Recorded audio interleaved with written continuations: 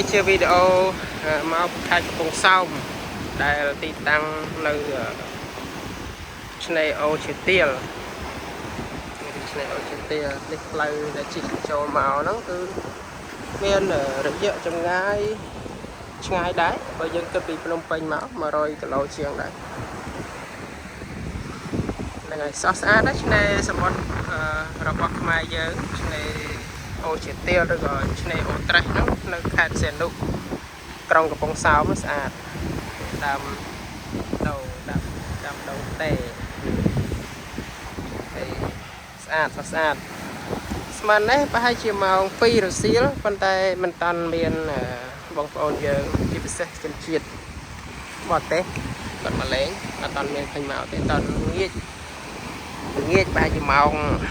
4-5 ឡើងទៅដល់យប់មិនសបោមនុស្សនឹងគាត់មកលេងជាលំហែកាយតិចជុំនោះកប៉ាល់មើលសឡំនោះកប៉ាល់មួយនេះស៊ឺមកបងប្អូនមើលនេះកប៉ាល់ចាំតែកប៉ាល់ទឹកអីអត់ដឹងដែរស្រស់ស្អាតហើយឆ្នេរខ្មែរយើងបើនិយាយអំពីខ្សាច់នឹងសស្គុះហ្មងខ្សាច់ឆ្នេរខ្សាច់ស្អាតអានេះកន្លែងលក់អីហ្នឹងហើយយកគាត់ចូលមកគាត់ទិញគាត់ហូបអីនៅក្រៅហ្នឹងទៅប៉ុន្តែសូមតែតាមដល់បងប្អូនអ្នកលក់បងប្អូនអ្នកលក់ដូចការលក់គ្រឿងសមុទ្ររឿងអីខ្ញុំមើលឃើញថាដូចជារៀងថ្លៃពិសមដែរខ្ញុំហូបព្រឹកមិនទេឃើញខ្ញុំមិនប្រាប់តម្លៃទេប៉ុន្តែតម្លៃវាខុសពីផ្សារនិងថ្លៃដែរអញ្ចឹងសូមបងប្អូន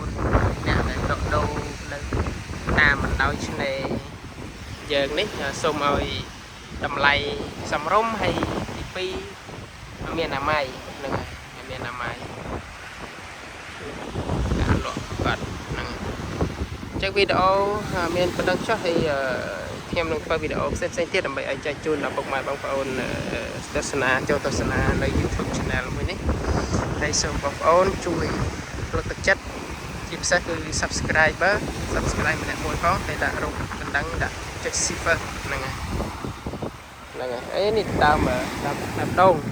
ងស្អាតណាដើមដងហើយទៅមាត់សមុទ្រមកនេះសូមបញ្ជាក់បងប្អូនថាទឹកសមុទ្របងប្អូនទឹកនេះប្រៃណាស់ប្រៃជាងអំបិលទៀតប្រឡាក់ត្រីអីបានហ្នឹងមើលទៅអត់ស្អុយហ្នឹងហើយអញ្ចឹងអរគុណច្រើនបាយបងប្អូនទាំងអស់គ្នា